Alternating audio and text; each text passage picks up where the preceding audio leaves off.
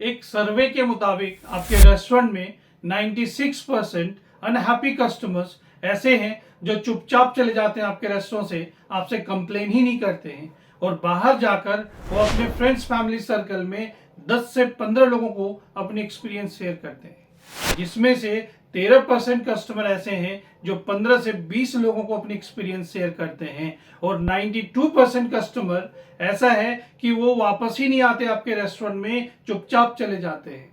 सिर्फ 4% कस्टमर्स ऐसे हैं जो सिर्फ कंप्लेन करते हैं आपसे, वो भी इसीलिए क्योंकि वो आपके साथ जुड़े रहना चाहते हैं। इसीलिए कस्टमर कंप्लेन को फर्स्ट प्रायोरिटी में रिजॉल्व करना चाहिए। क्या फर्क पड़ता है कि कस्टमर डिफिकल्ट है या easy, finally he is the source of business. Mister Bill Gates कहते हैं कि your most unhappy customers are greatest source of learning. नमस्कार, स्वागत है आपका आज के इस लर्निंग वीडियो में। मेरा नाम संजय झा है, मैं एक रेस्टोरेंट मैनेजर ट्रेनर हूं। आज के इस वीडियो में मैं आपको बताऊंगा how to handle restaurant difficult customer. अगर ऐसे ही वीडियोस देखना चाहते हैं तो इस चैनल को सब्सक्राइब कर लीजिए ताकि ऐसे ही वीडियोस का नोटिफिकेशन आपको सबसे पहले मिले। देखिए, the most successful business in the world consider customer complaint as an opportunity, so you must consider complaint as opportunity। अब बात करते हैं स्टेप्स की। How do you handle restaurant difficult customer. जैसे ही आप कस्टमर के पास जाते हैं कंप्लेन हैंडल करने के लिए, आप कस्टमर को ग्रीट करेंगे, अपना इंट्रोडक्शन देंगे। इंट्रोडक्शन में सिर्फ दो चीजें बतानी है, अपना नाम और अपना डेजिग्नेशन। जैसे कि good evening sir, my name is Sanjay Jha, I am working as a restaurant manager, please tell me how can I help you. उसके बाद कस्टमर बोलना चालू करेगा, अपनी कंप्लेन बताएगा, अपनी भड़ास निकालेगा, चिल्लाएगा, क्योंकि डिफिकल्ट कस्टमर है, प्यार से तो बात नहीं करेगा, ऑब्वियसली ये चिल्लाएगा। तो step number 1, stay calm and be professional. Customer जैसे ही बोलता है, चिल्लाता है, उनको अपनी भड़ास निकालने दीजिए। आपको अपने आप को शांत रखने हैं, आपको इमोशनली रिएक्ट नहीं करना है, क्योंकि कस्टमर आपके प्रोडक्ट और सर्विसेज से परेशान है, दुखी है, और आप अपने रेस्टोरेंट की तरफ से रिप्रेजेंट कर रहे हैं, इसीलिए वो आपको सुना रहे हैं। आपके जगह पे कोई और होता तो उनको सुनाता। इसीलिए आपको दुखी नहीं होना है, आपको चुपचाप शांत होके उनकी प्रॉब्लम को समझने की कोशिश करना है।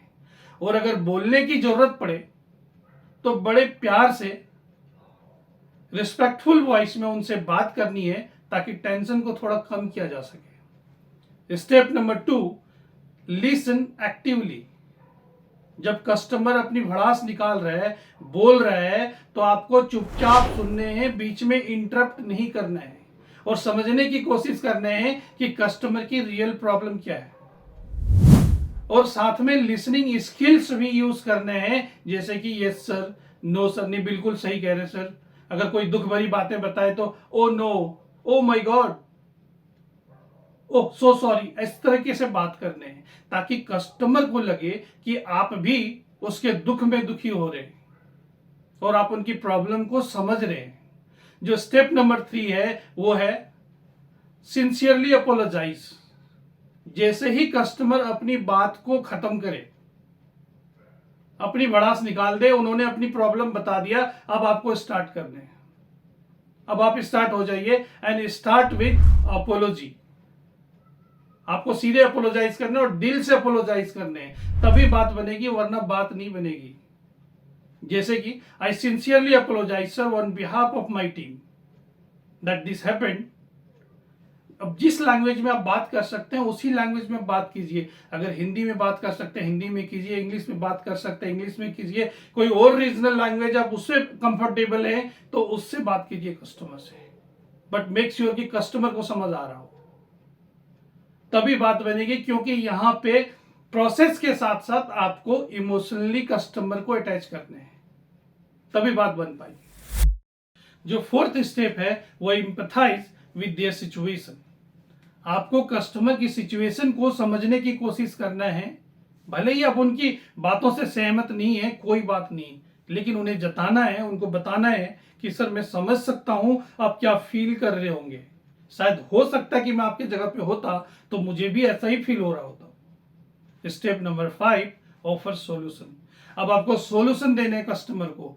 क्या सॉल्यूशन दे सकते हैं उस प्रॉब्लम का? हो सकता है कि फ्री मील देने से बात बन जाए, हो सकता है डिस्काउंट देने से बात बन जाए, हो सकता है कि उनका ऑर्डर रिफंड कर देने से बात बन जाए। कई बार ऐसा भी होता है कि आपको समझ नहीं आ रहा है कि क्या सॉल्यूशन दूं, तो आप कस्टमर से पूछ लीजिए कि सर आप किस टाइप का सॉल्यूशन ढूंढ रहे हैं, इसका प्लीज बताइए मुझे। या उनको 2 ऑप्शन दे दीजिए कि सर ये कर दूं या ये कर दूं।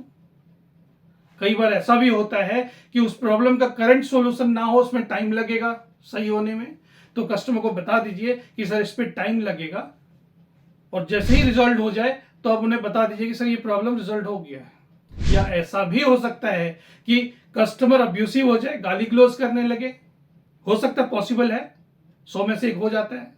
ऐसे टाइम पे कस्टमर को बोलिए कि sir I am here to help you but can not tolerate disrespect, will request you please behave professionally and keep patience. या ऐसा भी हो सकता है कि आपने पूरी कोशिश कर ली कस्टमर को मनाने के लिए, बट कस्टमर मान नहीं रहा है, चिल्ला रहा है। तो ऐसे टाइम में बोलिए कस्टमर को कि sir I think I should involve to my senior staff, he is having more experience and authority than me, let me speak with him. वो यहाँ पे नहीं है लेकिन मुझे बात करने दीजिए, फिर मैं आपकी बात कराता हूँ। या ऐसा बोलिए कि आप अपना नंबर दे दीजिए, he will get back to you. जो भी बेस्ट सॉल्यूशन होगा आप कस्टमर को प्रोवाइड करेंगे। और जैसे ही कस्टमर को सॉल्यूशन दे दें, नेक्स्ट स्टेप है फॉलो अप। आप कस्टमर से फॉलो अप ले लीजिए कि जो सर्विस आपने प्रोवाइड किया, क्या उससे वो खुश हैं। लिसा मसिएलो कहते हैं, happy customers are your biggest advocate and become most successful sales team. तो जब आप इन सारे स्टेप्स को अपनाते हैं तो डिफिकल्ट कस्टमर को भी पॉजिटिव एक्सपीरियंस दे सकते हैं। तो ये था how to handle your restaurant difficult customer. Thank you for watching this video till end. See you soon in next video.